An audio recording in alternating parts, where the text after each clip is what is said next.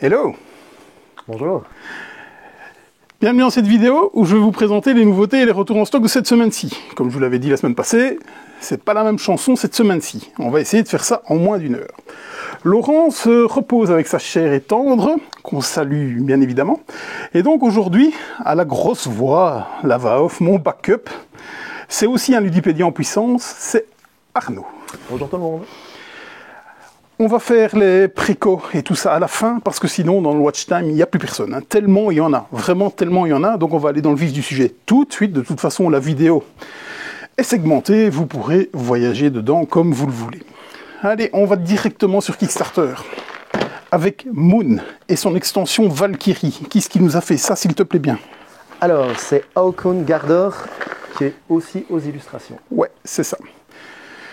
Il me semble que c'est une des suites, ou un deuxième opus, ou ceux qui ont fait les compagnons. Tout à fait. Villagers, hein, je pense, quelque chose comme ça. Je pense qu'il y a fait Streets dans la Ouais. Kickstarter par la suite aussi. Ouais.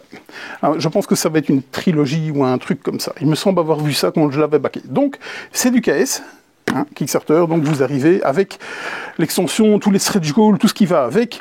C'est de la VO. Là-dessus. Qu'est-ce que ça raconte? Eh bien, moi personnellement, je m'en rappelle plus. C'était il y a 2 ans quand j'ai backé, et là, maintenant, voilà. On verra ça. Potache sauvage. Qu'est-ce qui nous a fait ça, s'il te plaît? Monsieur Rainer Knizia. Ouais, connais pas. Il a fait des centaines et des centaines de jeux. 706, crédité 706 fois sur BGG. J'aurais dit moi, tu vois. Ah bah écoute, des fois ils sont crédités quand ils font une carte ou un truc comme ça. Hein. C'est pas spécialement un jeu, mais enfin il est quand même crédité 706 fois. Au pinceau, Alexandre Roche, oui, qui a fait entre autres Jaipur, Troyes et Bruxelles 1893. ok.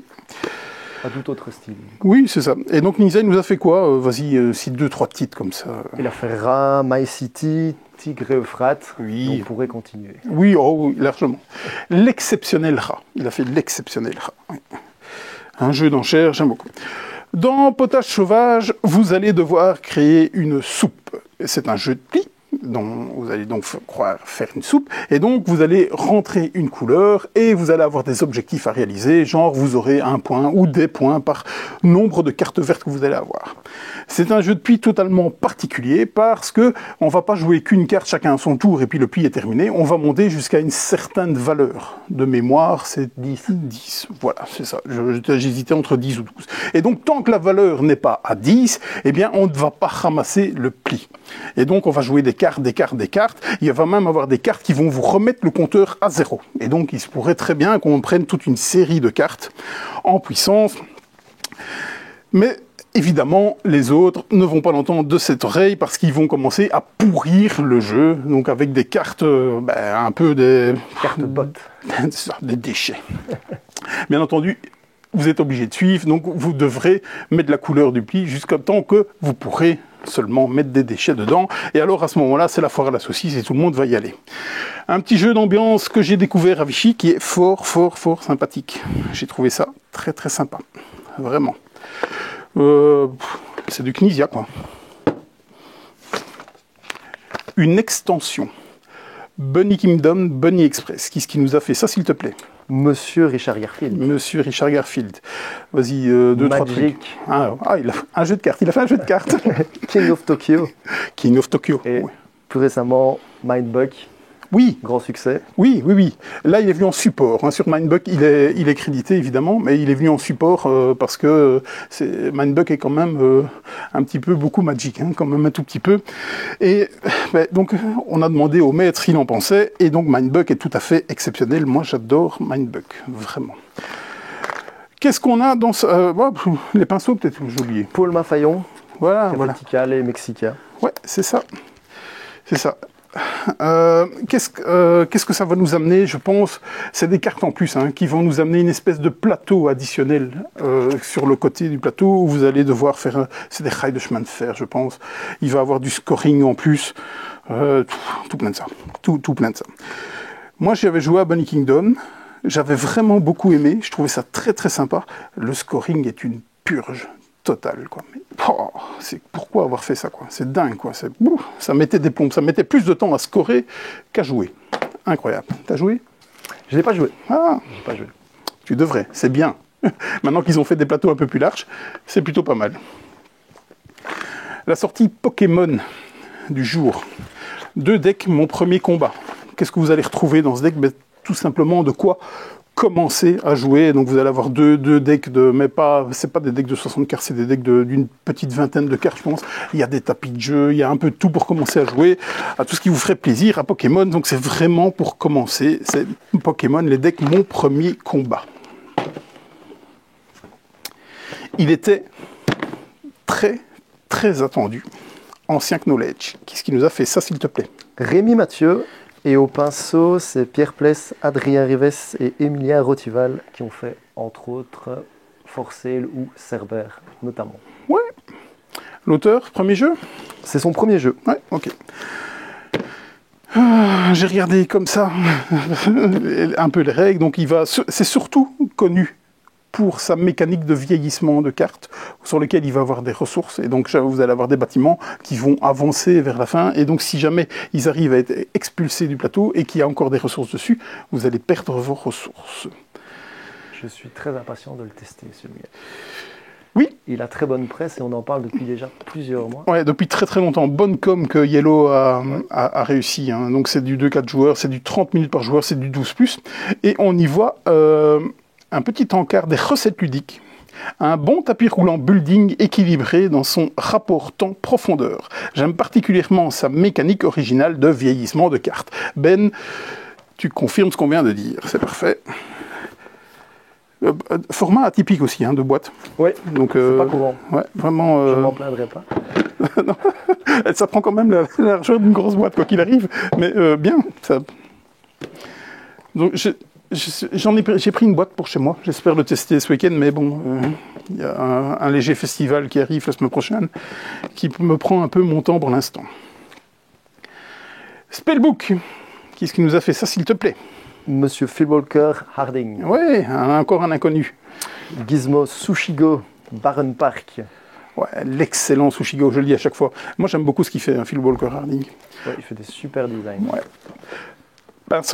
Pinceau, Cyril Bertin, qui a entre autres fait Unlock et When I Dream. Ouais, When I Dream, moi j'avais beaucoup aimé aussi. Phil Walker Harding, généralement, il nous fait des gammes familiales. Il est souvent dans du 8+, et ici on le retrouve sur du 12+. C'est chez les Space Cowboys. Je pense avoir fait un début de partie, mais quand il était à l'état prototypal. Donc on a joué avec des post-it, hein, autant vous le dire. Hein. Donc, et je ne me rappelle plus très bien ce que ça raconte. Je sais bien qu'il va falloir collecter des ingrédients pour les mettre sur des sorts ou nourrir son animal. C'est ça. En fait, tu as un plateau familier et en fait, ton tour de jeu est divisé en matin, midi, soir. Et tu as le droit de faire une action le matin, une action le midi, une action le soir. Et encore, tu n'es pas obligé, tu fais ce que tu souhaites. Et alors l'action du matin, tu prends un ingrédient que tu vois sur un plateau, là donc tu sais ce que tu prends, ou bien tu en prends 2 autres à l'aveugle dans un sac. Oui. Ta phase du midi, tu peux mettre un petit matéria, c'est comme ça qu'ils appellent les petites ressources, sur ton plateau familier. Plus tu en as, plus en fin de partie tu auras de points. Et l'action du soir, en fait, effectivement, comme tu disais, tu peux prendre un sort. Donc si tu as un sort de couleur jaune, il te faut des ingrédients de couleur jaune. C'est toi qui choisis le nombre. Évidemment, plus tu choisis un nombre d'ingrédients élevé, plus ton sort sera puissant. Et tu as une possibilité aussi de remplacer une couleur qui te manquerait. Si tu arrives à avoir 3 ressources qui auraient un symbole identique, du coup 3 peuvent valoir la ressource qui te manque. Voilà, grosso modo. Et donc, plus les tours de jeu vont passer, plus tu vas avoir d'actions disponibles à ton tour. Et en fin de partie, c'est un scoring. Ça a l'air sympa. Ça a l'air sympa. C'est rarement très compliqué, hein, ce qu'il fait Phil Walker Harding. Personnellement, j'aime beaucoup la couve. Je trouve ça assez joli et attirant. Le matériel, après c'est des cartes, ça se reflète peut-être un peu moins. Je suis curieux parce que je me rappelle plus mon ressenti, mais encore une fois, on avait joué avec des bouts de papier, hein, clairement. Donc c'était même très comique parce c'était un proto, il était étalé là sur la table, ils nous l'ont expliqué et tout, il était marqué pas de photo. C'était des post-it. Ok. Nous n'avons donc pas pris de photo. Un monument est revenu. Les Princes de Florence. Qui nous a fait ça, s'il te plaît? Alors, Monsieur Wolfgang Kramer, Oui. Richard Ulrich et Jens Christopher Ulrich. Oui, qui des ont noms. Hein. fait El Grande, Tikal, et pour Monsieur Kramer, plein d'autres choses, Oui, avec son homologue, Monsieur Kisling. Kissling. Attention, parce qu'il y a 2 Kramer. Hein. Oui, ce n'est pas Mathias. C'est pas Mathias. Et généralement, on fait L'amalgame, oui. Ouais, directement. Et C'est- donc, oui. et donc pour les illustrations, Oui, bien sûr. c'est Arnaud de Maagd et Eckhard Freytag qui ont fait Caylus, Shakespeare, Ouais, et moi, j'ai Lucas Sigmund aussi qui est crédité ici. qui a fait Discordia lui, récemment. Ouais. Prince de Florence, classique, je pense que c'est même un Spiel, je pense, au début des années 2000, je Déjà, c'est un pense. jeu qui a eu son succès. Ouais, il était sur Feu Istari au tout début. Et moi, je dois dire que la seule partie que j'ai faite, j'ai pas apprécié. Maintenant, j'avais pas le bagage que j'ai maintenant, et donc il me tarde de redonner une chance à ce classique, parce que tout le monde me dit que c'est quelque chose d'exceptionnel. On a failli jouer ensemble. On a failli jouer ensemble. Il y a un petit incident. Le sort a fait qu'on n'a pas joué, C'est ça. du coup. C'est un jeu un peu de Polomino, donc vous allez placer des bâtiments sur votre aire de jeu pour essayer de contenter vos leaders, peut-être, je sais pas, enfin un chef, leader. Bien entendu, tout ce beau monde va se gagner aux enchères, on va mettre des bâtiments aux enchères, on va faire ça pendant 7 tours, et à la fin, il y aura des points de victoire qui vont avec. Alors, il est marqué règles solo inclus, alors que déjà on m'a dit qu'à 2, il fallait même pas essayer de le jouer. Donc, je vais d'abord essayer de le jouer à 4, je pense que ça doit être sa meilleure config, et puis on verra ce qu'il en est pour le reste, en tout cas. Ouais, de mémoire, il y avait un plateau partagé. Je ne sais pas si c'était dans la première édition du jeu. Mais il me semblait que c'était une des petites différences à vérifier. On verra ça. Comme je vous l'ai dit, il y a 2 semaines, on était à Vichy. On a été sur le stand de Wilson Jeux, donc, qui nous ont fait Smart 10 et plusieurs autres jeux qu'on va voir. Et donc, ils nous ont présenté des petits jeux qui s'appellent les mini-jeux. C'est vraiment des choses d'apéro, ça coûte rien du tout, ça coûte 3,40 €, je crois, quelque chose comme ça, un paquet comme ça. Il y en a 6 différents pour l'instant, parce que je pense qu'il y en a 6 en préparation qui arrivent, et donc c'est vraiment du truc pour passer le temps. Vous êtes à l'apéro, vous sortez ça, et donc vous allez avoir plein de choses. On va vous demander de trouver des lieux, on va vous dire c'est plus grand ou plus petit que on va vous donner 3 indices pour trouver quelque chose, ou bien on va devoir trouver qui suis-je, ou alors ça s'est passé quand, et alors celui-là aussi. Nous, ma femme a adoré celui-là, vraiment. Donc on commence par dire des chansons, des paroles de chansons, et on doit simplement les terminer. Voilà, c'est des petits jeux, je sais même pas s'il y a des règles à ça, hein, parce que c'est tellement intuitif, je pense que c'est clairement fait pour passer le temps, et on se fout royalement de qui va gagner. Je suppose que je sais même pas s'il y a quelque chose à ce sujet. Bon, mon petit cœur de Feldien est en train de battre très fort. Nous avons la City Collection, une partie de la City Collection qui est arrivée. New York City, donc qui nous a fait ça, s'il te plaît? Stéphane Feld. Monsieur Stéphane Feld, au pinceau de cet opus. Clemens Franz. Clemens Franz, il a Orléans, Agricola, Le Havre, Grand Mosquée Hotel. tout ce qui est allemand en fait. Clemens Franz, c'est un ami à Laurent. Hein. Clemens Franz. Donc Monsieur Feld, on va pas dire tout ce qu'il a fait parce qu'il en a fait blindé et il y en a déjà quelques-uns sur la table, donc on va passer là-dedans. New York City de la City Collection, donc la City Collection, qu'est-ce que c'est? Eh bien, il remet ses titres phares, ou moins phares, au goût du jour, avec le prix Queen Games et une rethématisation, un rééquilibrage d'un peu tout ce qu'il a pu faire il y a plusieurs années. Donc ce jeu-là, si je me souviens bien, c'est Rialto. Rialto est un des Feld que j'ai pas joué. J'ai pas joué tous les Feld parce qu'il en a fait quelques-uns. J'en ai joué beaucoup quand même. Et Rialto, si je l'ai joué, j'ai plus de souvenirs. Mais en tout cas, c'était un titre un petit peu plus léger par rapport à ce qu'il faisait à l'époque où il est sorti. À voir ici dans cette nouvelle version si ça s'est complexifié. Je J'étais quand même curieux de le tester aussi, celui-là. C'est des VO. C'est des jeux VO, mais vous pouvez trouver les règles en téléchargement sur le site de Queen Games. Donc ils ont un site qui est quand même pas mal fait.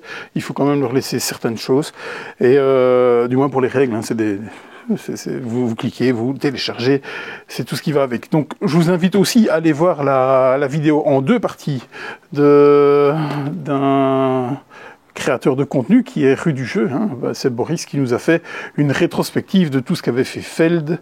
Rien que pour le boulot engagé, ça mérite le respect et d'aller voir ces vidéos parce qu'il en parle. Ouais, c'est 2 super vidéos sur le sujet.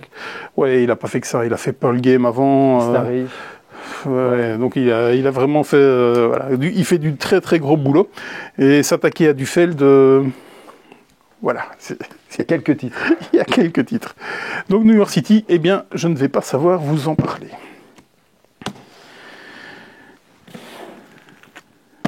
Castle of Burgundy, les châteaux de Bourgogne. Donc, qui est-ce qui nous a fait ça? Stéphane Feld. C'est Stéphane Feld. Qui est-ce qui nous a illustré ça? Ça, je pense que c'est un cadeau pour toi, ça. Non? Eh bien, écoute, je ne vois pas qui est aux illustrations. Eh bien, alors, je ne t'ai pas fait. Je t'ai pas fait de ce cadeau parce que je pense que les noms sont imprononçables. Ça doit être de l'équipe d'Awaken Rims qui doit être en Pologne ou quelque chose comme ça. Et donc, pour nous, c'est un peu compliqué, tous ces noms-là. Donc, les châteaux de Bourgogne. Si vous connaissez Feld, vous connaissez certainement les châteaux de Bourgogne et vice-versa. C'est certainement le titre le plus emblématique de ce monsieur. Peut-être mon préféré, oui, sûrement mon préféré de Monsieur Feld. On est sur la Special Edition. La Special Edition est une édition de luxe, enfin, qui est arrivée, parce que ce jeu méritait une réelle version de luxe. C'est le cas. À Wacken Rims fait rarement les choses à moitié, hein, clairement pas. Et donc, bien entendu, le prix va avec. Parce que là, ils se sont fait plaisir. Déjà, c'était cher sur GameFood, mais alors là, maintenant, waouh, hypothéquez votre maison pour avoir cette version-là. Et donc, eh bien, c'est la même version que sur GameFood. Je l'ai vu éclater à Vichy. J'ai quand même demandé à tous ceux qui traînaient de Ravensburger, ils n'ont pas su me répondre, mais j'ai quand même vérifié dans la mienne, et c'est la même version que ce qu'il y a là. Et donc, c'est des éditions Kickstarter que... Les châteaux de Bourgogne. L'édition est à tomber par terre. Vous allez me dire le prix aussi, il manquerait plus que ça. Et encore, tu peux encore ajouter... Oui, ça, on est sur la version de base. Hein. C'est pour les manants. Hein. J'en connais qui ont craqué leur slip et qui ont une version ultra que je ne veux pas jouer. Parce que sinon, je ne jouerai plus avec c'est un gros risque, hein. ma version de manant. Donc voilà. Feld 3e avec Hambourg. Donc, qui est-ce qui nous a fait ça? Feld.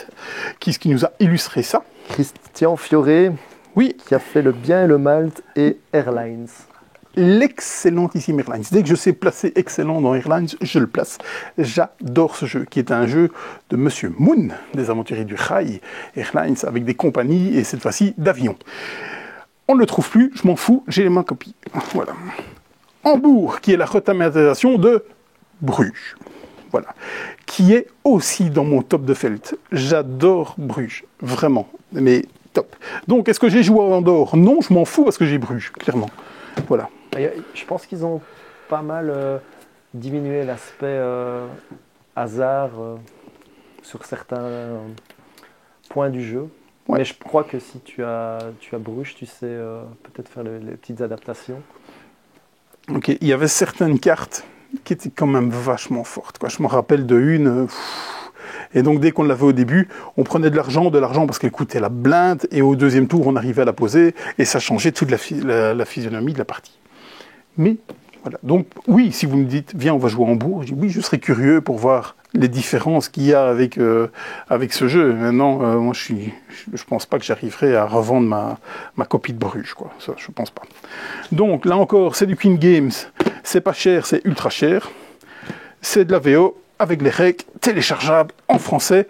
Donc, comme disait, parce que Queen Games maintenant est distribué par Atalia, comme disait Césaré Ménardi, donc le boss d'Atalia, il dit faut pas dire le prix, ça sert à rien. Tu dis c'est 27 € le kilo. C'était quand même pas mal. La boîte est lourde. La boîte est très très lourde. Et donc effectivement, 27 € le kilo. Voilà, vous pouvez l'acheter. Ah, on va faire ça. Cartagena, carnet d'évasion. Qui est-ce qui nous a fait ça, s'il te plaît? Léo Colovini. Léo Colovini, qui est un des auteurs préférés de Laurent, hein, je pense. S'il était là, il oui. parlerait de Magna Graecia. Ah, il nous parlait de Magna Graecia, oui. Donc, qui est-ce qui nous a illustré ça? Chris Williams, qui a entre autres fait Azul, Ouais. Pandémie, Oui, Great Western Trail, je vais y arriver. ouais. C'est ça. J'ai pas regardé ce que ça donnait. Je sais bien que c'est fort chafouin comme jeu, il me semble, en tout Ça cas. avait l'air. Que c'était très très interactif. C'est chez Pretzel Games. Pretzel Games qui est une subdivision de Plan B, Next Ouais. Move. Il y a Sophie Gravel, en tout cas, qui est créditée. Ouais. Crédité dessus. Ouais. La madame qui s'est fait racheter 2 fois par Asmodée. Elle-même. Elle-même. Ça veut dire qu'à chaque fois qu'elle monte un truc, ça cartonne et qu'elle se fait racheter derrière. Voilà. Je sais pas. Je sais pas quoi dire là-dessus, vraiment. Donc, pas joué. Explorator of the Woodlands. Qui est-ce qui nous a fait ça, s'il te plaît? Geoffrey Wood. Oui. Et aux illustrations, c'est Jawi Evagao, qui a fait Arceus et Draftosaurus. Oui, l'excellent Draftosaurus. Excellent. On est dans un jeu d'exploration. Avec un titre pareil, jusque-là, ça va. C'est un peu... on dirait quand même un dungeon crawler, quand même. On va commencer à naviguer. C'est coop, il me semble, coopératif. Il était sur Kickstarter, il a cartonné sur Kickstarter. Là, c'est des boîtes retail, hein, donc tout ce qu'il y a de plus retail, hein, amené par chez nous, par Matago. Donc c'est du 1 à 4 joueurs pour du 10+, et des parties de 35 minutes, top chrono, et pas une de plus. 35 minutes est vraiment une drôle d'information. Il y a un mode par chapitre et un mode classique, j'ai pu voir dans la règle. Ouais. C'est comme 36 pages. J'avais pris peur en voyant les 36 pages. Je me dis, oula, vu la couverture et puis 36 pages de règles. Mais en fait, ça va. C'est qu'il y a pas mal de pages qui sont là pour expliquer comment se déroulent les différents chapitres. Des lancers de dés, des combats, vous allez vraiment faire de l'exploration, recruter, récupérer des choses sur votre chemin, vous allez affronter des boss, donc lancer de dés, et tout ce qui va avec dans des jeux d'exploration. Ah, The Witcher, l'ancien monde, qui est-ce qui nous a fait ça, s'il te plaît? Lucas Wozniak. C'est ça. Qu'est-ce qu'il nous a fait? Rien? Apparemment. Ah, ok. Peut-être premier jeu. Son nom me disait quelque chose, vaguement. Et alors aux illustrations, c'est Bogna Gauronska. Ah, ceux-là, je te les ai laissés. Oui, tu les as laissés. Ah Je oui. me disais. Et Damien Mamoliti. C'est ça? Qui ont fait donc Brass et Radlands. Ouais, crédité là-dessus, de très bons jeux. Moi, j'aime Radlands. Très, très bons jeux. Est-ce que c'est du coop? Absolument pas. Ou alors, j'ai regardé la mauvaise vidéo. Donc, vous allez devoir explorer, recruter des cartes et tout ce qui va avec. Alors, qu'est-ce qui marque dans ce jeu? As-tu une idée, une estimation de quand j'ai ouvert les précommandes pour ce jeu? Je vais me risquer. 1 an? Janvier 2022. Ah oui. Avec date d'arrivée prévue, mai 2022. Et le voilà. Il est là. Et donc, il était aussi sur Kickstarter. Donc ça, c'est les versions boutique. Et c'est pas la version Kickstarter. Et ayant discuté avec ceux qui l'avaient backé, et je pense qu'ils sont contents de le recevoir, parce qu'ils n'y croyaient absolument plus. Alors quand moi, j'ai vu, quand j'avais ouvert les précommandes, je me dis, mais c'est quoi cette affaire? Et donc, pour la petite anecdote aussi, on en avait en commande aujourd'hui. On a téléphoné à nos clients en disant, ils sont là. Et ces clients ne se rappelaient même plus qu'ils l'avaient commandé. Donc ça date... voilà. Il est là. Je vous disais, on est parti chez Wilson avec les mini-games et on a profité pour choper aussi quelques jeux de leur gamme comme Ruse et Trahison. Qui est-ce qui nous a fait ça, s'il te plaît? Mark Hein. Oui, Mark Hein. J'espère que je prononce bien. Oui. Et aux illustrations, c'est Stéphane Lorenz qui a fait Mille Fiori. Oui. En tout cas, la couve de Mille Fiori attire l'œil. Ceci est un peu passe-partout. Ruse et trahison. Pourquoi j'ai un peu flashé dessus? Parce que je pense qu'il n'y a pas énormément de jeux d'enfoirés comme celui-là. Clairement, ça m'a fait penser à Intrigue. Vraiment, ce jeu où vous aviez des amis avant de commencer à jouer, et vous aviez des amis avant de commencer à jouer. Tandis que Ruse et Trahison, c'est nettement moins violent qu'Intrigue, mais il y a quand même bien moyen de tout le temps retourner sa veste, de dire à toi, écoute, on va remplir toute la carte pour avoir le trésor, mais je joue cette carte-là, donc tu n'es plus de ma faction, donc tu es de la faction qui perd, et donc moi je suis le seul à gagner le trésor, et je vais donc ramasser tout ce qui va avec. Donc, extrêmement interactif, extrêmement chafouin, c'est pas très long, ça dure une bonne vingtaine de minutes. Voilà, ça coûte pas grand chose, et franchement, si vous aimez bien rigoler et faire des coups de saloperie, ce jeu est pour vous. Toujours chez Piatnik, 0 €. 0 €, pas 0 €, ça se coûte 14 € par contre. Qui est-ce que nous a fait ça, s'il te plaît? Encore un gros nom. Oui, Monsieur Carcassonne. Monsieur Carcassonne. Klaus Würgenwrede. Ouais. Et Ralph Zurlinde. Ouais, qui est un peu moins connu, hein, lui. À ce jeu-là, j'en attendais rien du tout en voyant la couverture. Ouais. Et j'étais agréablement surpris à la lecture de la règle. Et Ouais. toi, tu l'as joué d'ailleurs, hein? Ouais, je l'ai joué. Il est dans le top de l'été de Monsieur Catala. 0 €. 0 €, j'y arriverai. Et donc, c'est un jeu de collection de cartes. Vous allez devoir acheter des cartes. Une de vos actions sera de prendre de la monnaie pour pouvoir aller acheter. Donc le cours, en fait, va varier tout le temps, parce vous allez avoir des piles de cartes, et sur ce cours-là, on va venir mettre de l'argent si vous prenez les cartes, ou vous allez en retirer quand vous prenez simplement de l'argent. Ce qui fait que le cours va tout le temps varier. Alors, qu'est-ce qu'on va essayer de faire? On va essayer d'avoir une ou 3 cartes de la même couleur. Si vous en avez 2, vous ne scorez rien. Si vous en avez plus que 3, vous ne scorez rien. Et là-dessus, il y a aussi plein d'effets qui font changer plein de choses. Je vais prendre une carte à un adversaire, je vais changer de pile, et ce genre de choses, quoi. Moi, j'en m'attendais pas grand-chose. Quand il a déballé le jeu, parce qu'il faut quand même dire que le jeu n'est pas sexy, hein, c'est totalement abstrait, ça n'envoie pas de rêve, j'ai pas mal aimé ce jeu. Franchement, j'ai passé un bon moment à le jouer. On s'était dit, on va faire un tour, et au final, on a fait la partie. Une partie, c'est 20 minutes, une demi-heure, hein, je pense. Plutôt bon signe. 20 minutes, oui. 2-4 joueurs, tout ce qui est de plus classique, à partir de 8 ans, oui, à partir de 8 ans, c'est totalement faisable. 0 € est arrivé. Ceux-là, c'est toi qui m'en avais parlé, parce que moi... Tu t'en souviens? Oui, je m'en souviens que c'était toi qui m'avais dit, écoute, il y a ça qui arrive, regarde un petit peu. Et visiblement, j'ai pris mes renseignements et je pense que tu avais raison. C'est Vengeance, Roll et Fight. Il y a 2 opus, le 1 et le 2. Qui est-ce qui nous a fait ça, s'il te plaît? Gordon Kaledjian, Noralie Luers et David Turksi. Oui. Est-ce qu'il a fait le solo? Quelle question? Voilà. On est sur un gribouillet machin, je pense. Hein. C'est ça. Et donc, on va un peu explorer, un peu fighter. On va faire un peu toutes sortes avec des résultats de dés qui vont avec, qu'on va pouvoir relancer pour avoir un certain résultat. Bien entendu, il va y avoir des phases de dés qu'on ne sera pas relancées. C'est du 1 à 6 joueurs, il me semble bien, où ce que j'ai vu, ces mensurations. En tous les cas, il est fort plébiscité oui, à jouer en solo. 1 à 4 joueurs, c'est des parties de 14+, c'est pour du 14+, c'est des parties de 30 minutes. Et donc, effectivement, ce qu'il en ressort, c'est que, comme dans tous les rôles et machins, l'interaction, autant le jouer solo, et visiblement, il plaît énormément en Ouais, il est solo. très bon dans ce format-là. Ouais.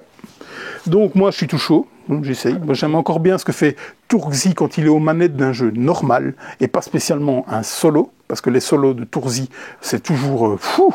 C'est un jeu à part entière, hein, clairement. Il faut déjà maîtriser le jeu, parce que généralement, il fait des solos pour du costaud. Il faut déjà maîtriser le jeu, et en plus, on se retrouve avec des 20 ou des 30 pages de règles, rien que pour le solo. T'as quasiment autant de pages que Voilà. la règle du jeu de base. Quoi. C'est ça. Donc, on le retrouve sur tous les plus grands opus. Hein. Je sais pas quoi. Sûrement sur des Lacerda, à mon avis, largement. On Mars peut-être, le solo, je sais plus. Donc, moi, je suis très, très chaud pour tester les bestiaux. Ne me demandez pas ce qui change entre la 1 et la 2. Je n'en sais rien du tout. C'est le roll and ride d'un jeu qui a fonctionné plus ou moins de façon moyenne. C'était Vengeance, et qui avait même eu une extension dans la foulée, qui est le clan Cargosi. Et j'avais déjà pas envie de jouer à celui-là. Mais par contre, celui-là, là, maintenant, déjà roll and ride, ça me parle à mort. Et solo. Oh oui, bah oui, et solo. Et là, c'est pour moi. Donc, merci. Come Together. Ah, ça, je crois que c'est un cadeau aussi. Oui. Qu'est-ce qui nous a fait ça, s'il te plaît? Alors, Vegard Eliassen Stirlut, Elif Svensson Oui. et Asmund Svensson. Oui. Qui ont fait Revive, Santa Maria et The Magnificent. Ouais. Alors, moi, Revive, si vous suivez un peu la chaîne, vous savez que, ouais, c'est bien. Pour moi, ça ne dépasse pas les hockey games, mais en fait, malheureusement, c'est souvent des hockey games qui font, parce que The Magnificent, moi j'aime beaucoup, mais il ne ressort pas. Santa Maria, j'adore Santa Maria, vraiment. J'adore vraiment Santa Maria, mais malheureusement, je ne le ressors pas assez souvent comme je le voudrais. Est-ce que c'est un hockey game pour vous? Peut-être. Il y a toujours des partis pris graphiques assumés. The Magnificent, c'est fort noir. Santa Maria, c'est fort cartoon, on pourrait dire. Come Together, ça annonce la couleur, clairement. C'est le cas de le dire. C'est ça. Vous allez créer votre festival de rock, il me semble. Par contre, là, c'est grand écart. Clairement. J'en ai lu du très très bon, j'en ai lu du très mitigé, et j'en ai lu du très mauvais. Donc, qu'est-ce qui va ressortir de là? Aucune idée. Vraiment, j'arrive pas à me faire mon avis. Rien que pour le thème, j'ai envie de le tester personnellement. C'est un thème atypique, clairement. Après, est-ce qu'il sera bien retranscrit? C'est un euro, hein, donc il y a grande chance que... Ça va vite s'effacer. Hein. C'est ça. Je sais pas. On verra bien. Un jeu qu'on avait oublié de mettre sur la feuille. Archéologique. Qui est-ce qui nous a fait ça? Tu sais? Johan Levet. C'est Johan Levet. Au pinceau, c'est Pauline de Trace. Johan Levet, c'est monsieur 50% de Turing Machine. Ouais. Et Mirmes. Et Mirmes. Et Humanity bientôt qui arrive. Et Humanity bientôt qui arrive. Que j'ai pu tester à Ken. Il était pas loin, il était dans mon dos d'ailleurs quand j'ai testé. Donc je ne veux pas dire du mal d'Humanity. Archéologique, là aussi. Est-ce qu'on ne serait pas faire un jeu solitaire aussi, très peu d'interaction, il me semble. Ceux qui ont aimé Turing Machine, a priori, vont aimer Archéologique. Ouais, c'est ça. Donc, ça devrait me plaire, parce que j'ai beaucoup aimé Turing Machine, que je ne joue plus, mais j'ai beaucoup aimé. Ne fût-ce que par l'objet lui-même, hein, parce que pour faire ça. Donc, est-ce que j'ai pas été plus captivé par l'objet Turing Machine que par le jeu? C'est une prouesse de conception. Ah oui, vraiment, là, c'est... Là, il n'y a pas à dire, c'est du jamais vu, en tout cas dans le jeu de société, je pense. Et, respect pour ce qu'ils ont fait. Et donc, apparemment, j'avais vu une longue interview d'eux qui disait en fait que Turing Machine était un spin-off d'un tout petit jeu qui n'était pas encore édité à l'heure actuelle parce qu'ils n'arrivaient pas encore à l'équilibrer comme ils voulaient, je pense. Et donc, qui en découlait déjà plusieurs jeux de cette fameuse mécanique de ce petit jeu dont est Turing Machine, et je pense qu'Archéologique est un de ces jeux qui en découle de ce petit jeu. Je dis peut-être des bêtises, mais il me semble que c'est ça que j'ai retenu. C'est chez les Ludonautes la couve est intrigante, hein, vraiment. Ouais. Donc, c'est joli. Oui.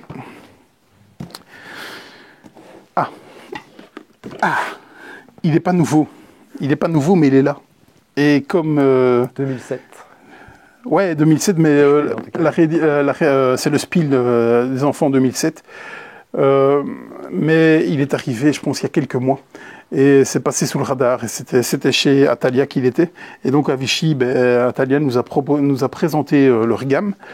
Et on a kiffé, hein, vraiment. C'était un de nos coups de cœur, là. Pff, vraiment, on est parti, mais directement. Donc on s'est dit, direct, on va faire venir. C'est Gare à tes fesses. Gare à tes fesses. Qui est-ce qui nous a fait ça? Eh bien, tu vas pouvoir me le dire. Ah ok, je n'ai pas noté. Klaus Zock et Peter Skakert. Illustré par Vincent Callas. Klaus Zock, je me demande s'il a à voir quelque chose avec Zock Games. Peut-être. Donc, dans Gare à tes fesses, qu'est-ce qu'on va faire? Eh bien, donc, il y a une espèce de petit mécanisme en soi. Donc, vous allez jouer dans le plateau de jeu. Parce que la boîte, elle est super légère. Hein. Il n'y a pas grand matos là-dedans. Hein. Vous allez retrouver quelques pions. Vous allez retrouver une bille en métal. Un petit toboggan en bois. Et c'est à peu près tout. Et surtout, Bipo, le book. Surtout ça. Parce que c'est l'élément central du jeu. Et donc, vous allez faire glisser votre bille dans ce petit toboggan.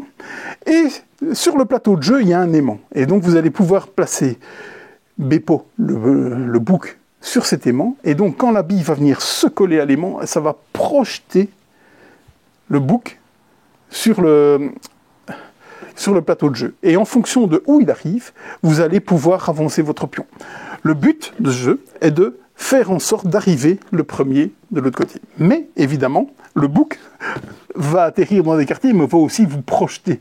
Et donc, s'il arrive à vous boxer, vous recommencez au début du jeu. On a trouvé ça génialissime. Vraiment. De voir ce bouc être projeté, ouais, vraiment, je trouve ça. C'est assez chafouin. C'est des parties d'à peu près 10 minutes, un quart d'heure. Hein. C'est du 2-4 joueurs, c'est à partir de 5 ans. Ils mettent de 5 à 99. Je pense qu'ils ont conquis peut-être plus d'adultes que d'enfants avec ce jeu. Je l'ai testé avec ma fille. Elle n'a pas 5 ans, elle est plus jeune et ça fonctionne super bien déjà. Nickel alors. Ouais, franchement, vraiment. impeccable. Il faut dire que voir la bille qui descend sur la rampe, qui va toucher le bouc et qui est propulsé, c'est super ludique. C'est génial. Ouais, même un adulte trouve ça. Je peux t'assurer qu'on était à 4 autour de cette table, on était 4 à trouver ça génial, quoi. Donc c'est du beau travail. Donc Kinderspiel, donc le prix des jeux des enfants, c'est en 2007 et ça s'appelait autrement. Mais j'ai lu le nom, mais j'ai complètement oublié comment ça s'appelait. Et c'est chez Our. Voilà, je vais me taire pendant un quart d'heure et tu vas certainement parler de tout ça toi-même. Je peux te parler d'Iron Maiden un petit peu, mais par contre, Zombicide. Zombicide, nous avons 3 packs de héros, ou de zombies, ou vous faites ce que vous voulez, à l'effigie d'Iron Maiden. Donc le pack 1, le pack 2, le pack 3. Et donc, quelle est la particularité de toutes ces choses? Donc, c'est que vous allez pouvoir les intégrer à une multitude de zombicides. C'est bien parce qu'il y en a justement une multitude. À savoir le contemporain, le Black Plague, l'Invader, le western, mais pas que, vous allez pouvoir aussi les intégrer à vos parties de Hank, de Cthulhu des Médailles et de Massive Darkness. Donc c'est sûrement des personnages et tout ce qui va avec. C'est de la VO, ça vient d'arriver, c'est chez Simone et ça coûte cher. Pour le bout de plastique. On termine par le jeu, certainement qui était attendu, et qu'on a encore dû faire jouer les filières pour le ramener par ici, parce qu'il n'est pas encore en Belgique, mais voilà, les boutiques belges commencent à s'organiser pour l'avoir aussi. C'est Faraway. Qui nous a fait ça, s'il te plaît? Johannes Goupy et Corentin Lebras. Oui. Qui ont fait, entre autres, Elawa, Roa, Trek 12 et encore une fois Draftosaurus. Oui. Illustré par Maxime Morin, ouais. Qui a fait Trek 12, Next Station. L'excellent Next Station. Et Codex Naturalis. Particulier. Moi, personnellement, j'aime pas beaucoup. Mais je suis dans la minorité parce que tout le monde le trouve très bon. Je suis ok. Découvert aussi à Vichy, mais tellement on m'avait dit il faut absolument que tu joues ça, il faut absolument que tu joues ça. Un tout petit air de Fantasy Realms. Quand même. Avec un twist totalement particulier. Mais totalement particulier. Donc, au début, vous allez, à chaque tour, il va y avoir une espèce de phase d'enchère qui fait qu'on va recruter des cartes dans un marché de cartes.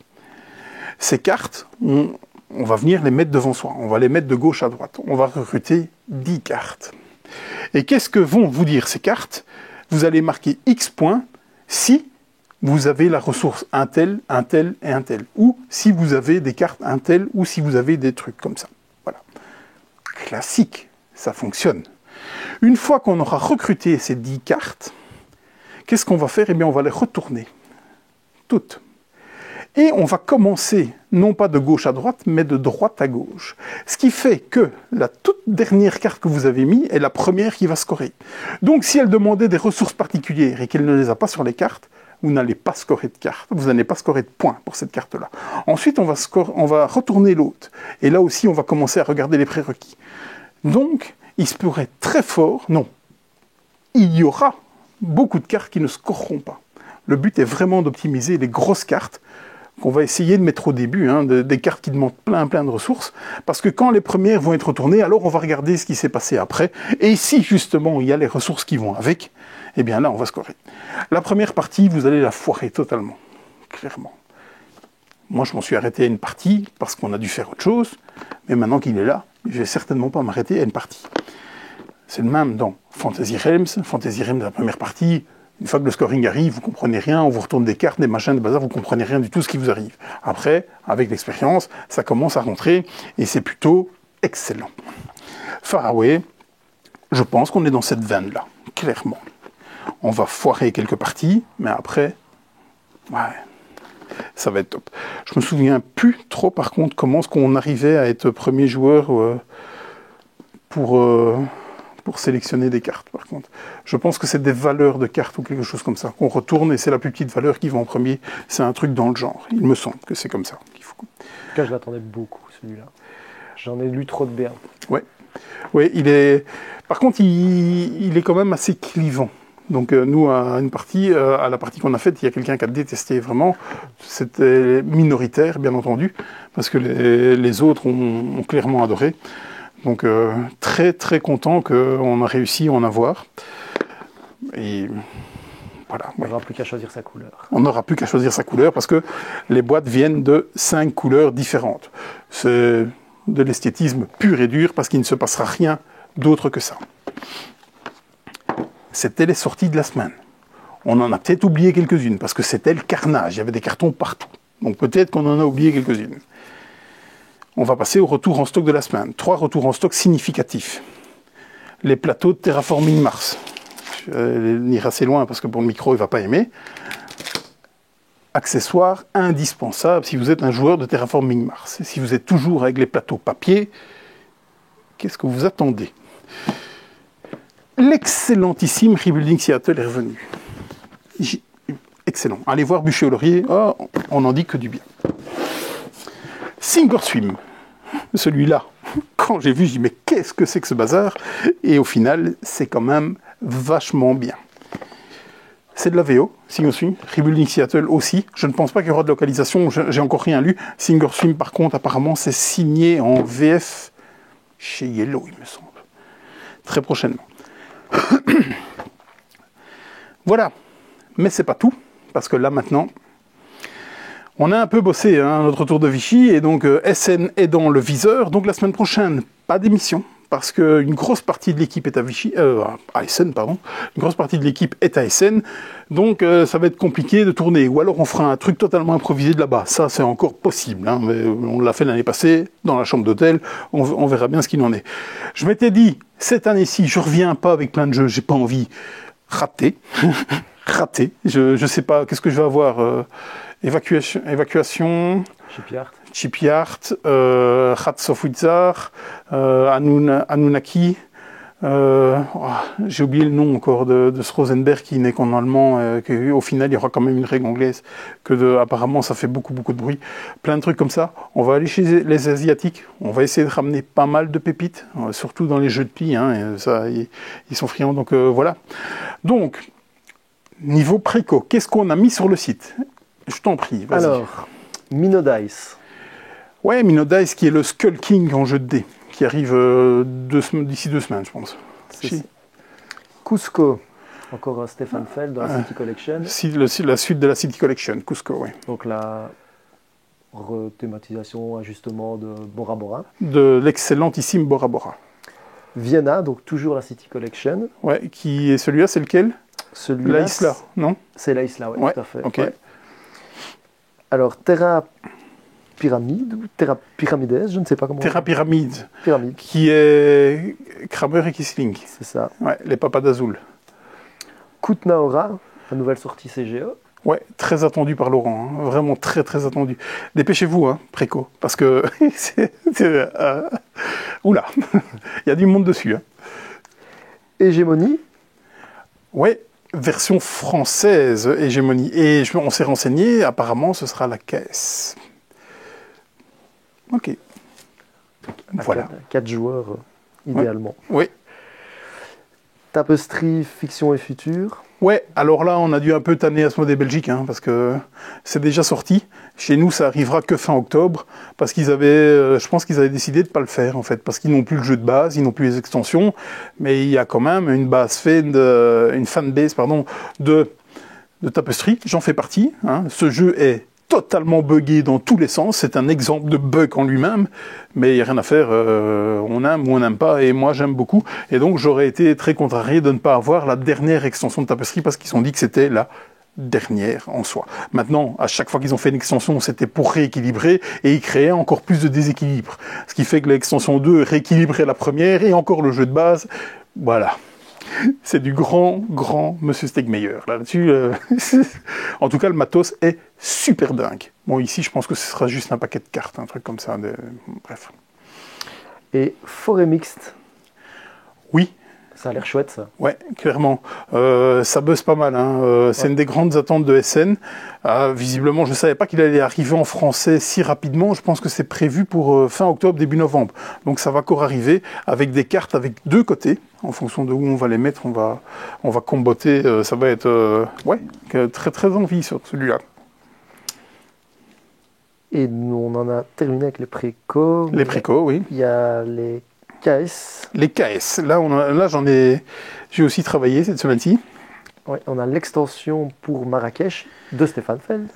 Stéphane Feld de la City Collection. De la City Collection. Ah oui, et donc celle-là, je m'attendais pas. Je m'y attendais pas à celle-là. Et donc je l'ai, et c'est pour du tout bientôt, hein. C'est pour du octobre, hein, vraiment. Donc, ouais. Donc, si vous voulez vous faire encore plus mal sur le prix de Marrakech, allez-y, parce que je pense qu'elle va être entre 50 et 60 €, mais c'est le prix qu'elle est sur KS. Donc, en précommande, ça vous reviendra in fine moins cher, sans les frais de port et tout le bazar qui va avec, quoi. Là aussi, on l'a mis en ligne. Ouh. Ça fait vite. Ouais, ça a dégagé, hein, là. Il m'en reste encore un peu, normalement. Il y a un mode solo dans celui-là, non? Il y a un mode solo dans celui-là. Je suis chaud, bouillant, mais vraiment. Vraiment.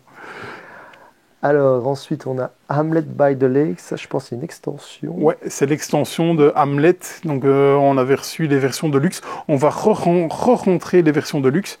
Et je pense qu'ils font un rééquilibrage et un ré-upgrade du matériel, je pense, dans Hamlet by the Lake. Ensuite, innovation Ultimate. Oui. Ça, vas-y, je pense que tu le connais mieux que moi, Innovation. Monsieur Karl Schwidig. Monsieur Karl Schwidig, un des auteurs préférés de l'eau. On aura beaucoup parlé de lui. Hein. On aura beaucoup parlé de lui. Il avait qu'à être là, hein, plutôt que de prendre du bon temps avec sa chair et tendre. Ben il y avait déjà une Deluxe dans le passé. Ils refont une Ultimate maintenant où ils rajoutent un 11e âge. Ils ont fait des réajustements également. Si je ne me trompe pas, c'est, à mon avis, le jeu de Karl Schwidig, sans doute celui qui est le plus connu. Ouais. Et un jeu qui se joue vraiment très très très très bien à 2. Je pense qu'il faut d'ailleurs le privilégier dans cette config. Ok. Et où tout peut arriver. Et ça retrace l'histoire de l'humanité des débuts jusqu'à nos jours avec différentes inventions, notamment. Ok. Autre chose? Ouais, il reste... ah oui, ça, tu m'en avais parlé aussi à l'époque, quand tu l'avais vu, c'est Draft and Write Records. Ouais, c'est mon coup de cœur des scènes de l'année passée. Ah, c'est un machin Write, hein, évidemment. C'est chez Inside Up Games, ceux qui ont fait entre autres Earth. Mais qu'est-ce qu'ils ont fait d'autre? J'ai encore un KS à eux qui Terminus, je pense. Terminus, ouais, c'est ça. Une maison d'édition fort sympathique avec un patron, Monsieur Connor McCoy, je pense. Très très sympathique aussi. Moi j'ai trouvé ça, voilà, on s'était dit on va faire un tour et au final on a fait la partie. Ouais, j'ai adoré, j'ai clairement adoré, et c'est dans pas longtemps, hein, il est là, hein, parce que je pense qu'il est en sortie SN, donc voilà, donc précommandez-le, je l'ai mis sur le site parce qu'on a enfin eu la facture, parce que ouais, effectivement on était dans les derniers à recevoir la facture, donc on sait combien il coûte, donc ouais, coup de cœur, hein, vraiment pour celui-là, en tout cas, mais si je suis un joueur de Roll and Ride et tout ce qui va avec, donc voilà, c'est tout. Oui, on a terminé. Si tu devais repartir avec un, là, comme ça, là. Ah, Il y a du lourd, hein. Ah oui. Ah, j'hésiterais. Parce qu'il y en a déjà que j'ai. Oui, bah alors le top de ton jeu ici. Je crois que les châteaux de Bourgogne, Ouais, les châteaux de Bourgogne, ouais. ça reste. Mais ouais, clairement, mais moi j'ai quand même eu un petit fait pour Rebuilding Seattle. Hein. Ah, vraiment, quoi. J'ai adoré mes parties, quoi. Bon, merci à toi de m'avoir assisté. Je sais pas à combien de temps on en est, là. On a 50 minutes. Oh, on l'a fait en moins d'une heure. Ouais, on n'a même pas fait les pipelettes. Donc un tout grand merci d'avoir participé à cette émission. Je t'en prie. Et au plaisir. Donc le mot de la fin, peut-être, si tu veux. Comme Laurent, la fin. Comme la fin. Allez, à bientôt. À bientôt. Salut. Hein.